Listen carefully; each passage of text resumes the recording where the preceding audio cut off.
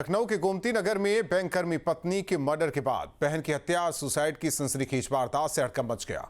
मानस ने पहले अपनी पत्नी दिव्या मिश्रा की हत्या की, इसके बाद उसने अपनी बहन की भी हत्या कर दी, फिर खुदकुशी कर ली।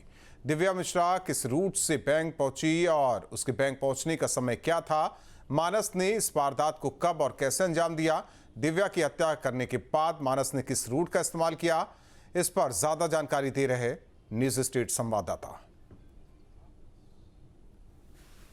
10 बज रहे थे। दिव्या आलमबाग के अपने घर से निकलकर गोमती नगर अपने ऑफिस पहुंचती है। इसी बैंक में वो रिलेशनशिप मैनेजर थी और शुरुआती कुछ घंटे काम करने के बाद यानी लगभग 12:15 के आसपास उसे एक फ़ोन कॉल आता है और वो बाहर निकलती है, जिसकी तस्वीरें जो है वो सीसीटीवी कैमरे में भी कैद होती हैं। और उसके बाद वो बाहर निकल जाती है और लगभग 10 मिनट का अंतराल रहा होगा, जिसके बाद यहाँ अफरा तफरी का माहौल हो जाता है। बैंक के ठीक सामने जो सबलेन है उसके उस पार जो है दिव्या अपने पति मानस के साथ बात कर रही होती है। मानस ही दिव्या को बुलाता है और ठीक कुछ देर में जो मानस है वो दिव्या की हत्या कर देता है। एक के बाद एक 2 गोलियां चलाता है और आसपास के लोगों को इस बात की समझ नहीं होती है, वो समझ नहीं पाते हैं कि आखिर ये घटना क्यों हुई और दिव्या पर गोली चलाने वाला कौन था।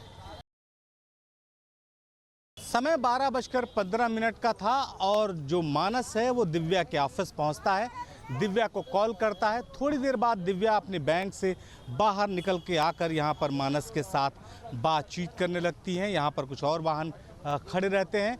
थोड़ी देर बातचीत करने के बाद मानस अपना वेपन निकालता है और दिव्या के ऊपर एक के बाद एक 2 फायर करता है, जिसकी आवाज़ आसपास के लोगों को सुनाई पड़ती है। लोग जब तक समझ पाते कि फायर कहाँ हुआ, गोली कहाँ चली और चली तो किसे लगी, इतनी देर में जो मानस है वो अपने अगले स्पॉट की तरफ जो उसने पहले से चिन्हित कर रखा है उस तरफ निकल जाता है। और ये वही रास्ता है जिधर से मानस जाता है और अपने घर पहुंचता है और उसके बाद अपनी अगली स्टोरी की लाइन पर काम करता है। फिलहाल तब तक यहाँ पर लोगों का जमावड़ा हो जाता है। लोग दिव्या को हॉस्पिटल लेकर पहुँचते हैं, जहाँ दिव्या को मृत घोषित कर दिया जाता है।